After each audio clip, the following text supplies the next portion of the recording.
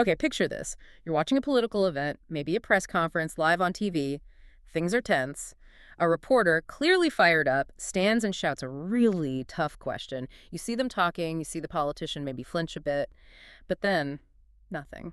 Just silence where the question should be. And the politician, they just carry on, maybe answering something else entirely. Right. And for ages, you'd probably think, oh, bad mic or, technical difficulties. Not. But what if that silence wasn't an accident? Exactly.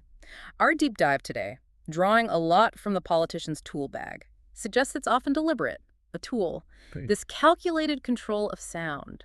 It's maybe one of the simplest, but wow, one of the most effective tricks they have.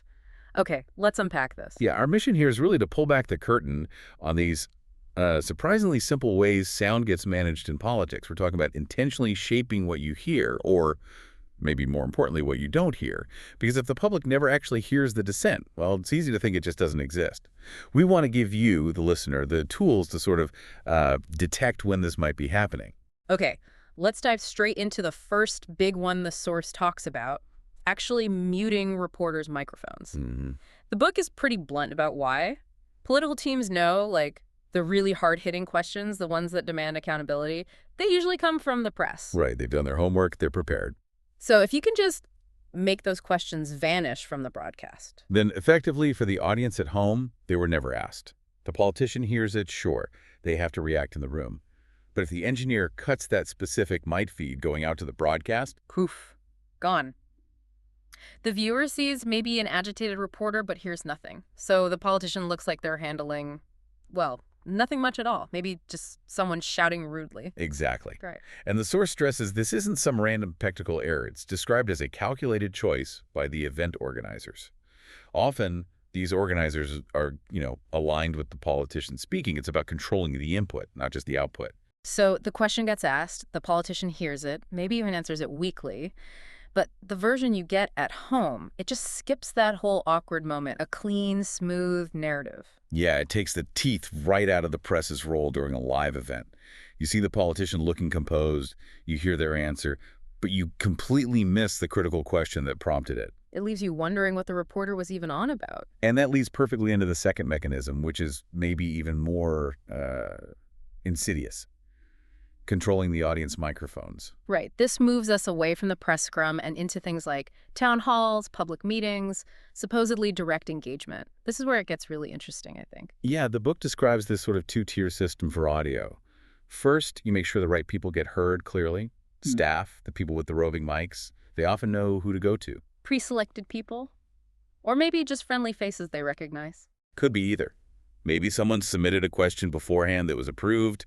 They get the mic right up close. Their question comes through perfectly clear on the broadcast. It sounds great. Very engaged. Okay, but what about the flip side? The person who's clearly critical, maybe holding a sign, wants to ask a tough question. Well, that's the second part of the strategy. The mic runner might just skip them.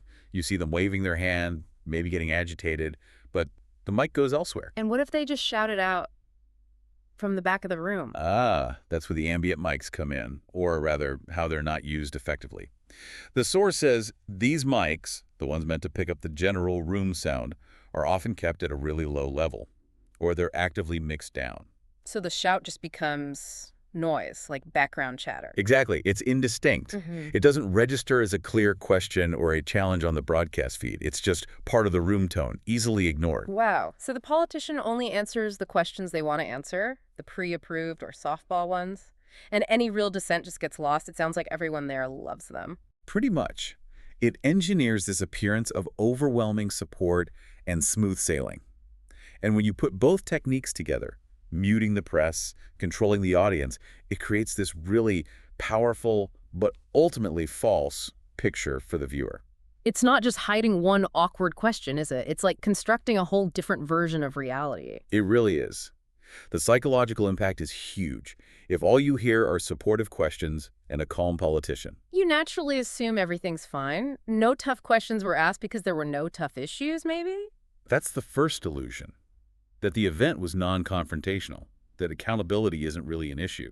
And the second illusion, which is maybe more dangerous, is the illusion of consensus. Right, that everyone in that room was on board. Yeah. Even if half the room was actually shouting critical questions that got muffled, the broadcast viewer thinks, wow, look at all that support. Yeah. It makes you doubt what real public sentiment might be. And we need to be really clear, based on the source. The dissent was often there, the tough questions were asked, but people watching the official feed were deliberately shielded from hearing it because of technical choices made, often far away from the actual room. It's like photo editing, isn't it? You're not adding fake cheers, you're just cropping out the awkward bits, the inconvenient challenges, leaving this smooth, polished, but ultimately misleading final product. Okay, so this is happening. Now, the crucial part. How can you, listening at home, actually spot this?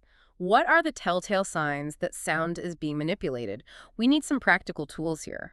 Definitely. The source gives us 4 main things to watch out for, kind of like tells in poker. Okay, lay 'em on us. First, abrupt audio cuts, Yeah. especially when a reporter is talking. If someone's mid-question and the sound just drops instantly to silence or flat room tone, not static, not a fade out, but a sharp cut, that's suspicious. Because a real technical glitch usually sounds different, right? More messy. Usually, yeah.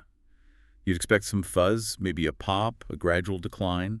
A clean, sudden silence often means a finger hit a mute button. Got it. Listen for the quality of the silence. Okay, what's number 2? Use your eyes. Look for visual audio disconnects. You see a reporter leaning in, speaking urgently, looking passionate, maybe even shouting. But the audio is just calm room noise or completely silent. That's a big red flag. The picture and the sound don't match up. Especially if you know that reporter has a reputation for asking tough questions. They might mute them before they even speak. Could happen. Number 3 involves watching the choreography in the room itself, specifically the mic runners, during audience Q&As.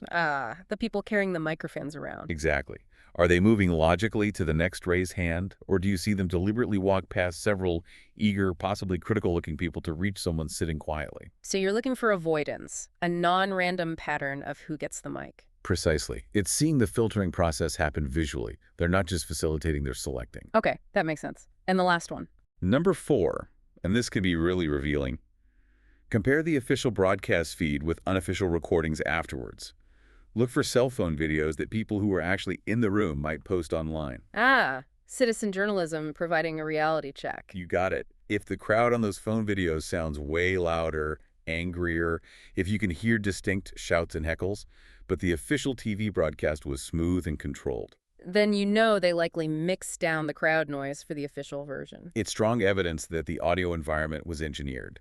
The raw sound in the room was different from the polished sound sent out to the public. Wow. Okay, so those are 4 really concrete things to look for. And what's striking is how, well, basic these techniques are. As the politician's tool bag points out, controlling sound isn't high-tech spycraft. It works because we tend to trust what we hear on a broadcast. But it fundamentally shapes not just what you hear, but what you believe about a situation, about a politician's support, about their accountability. So what's the big takeaway here for you, the listener? I guess it means when you're watching these events, don't just listen to the answers. Start listening for the silence. Listen for the questions that maybe aren't making it through. Use those 4 tips, the cuts, the visual disconnects, the mic runner ballet, comparing feeds to try and sense if the soundscape is being managed. Be aware that silence isn't always empty space. Sometimes it's constructed. Yeah. Don't just assume it's a glitch. Understand that silence can be a deliberate choice, because silence speaks volumes.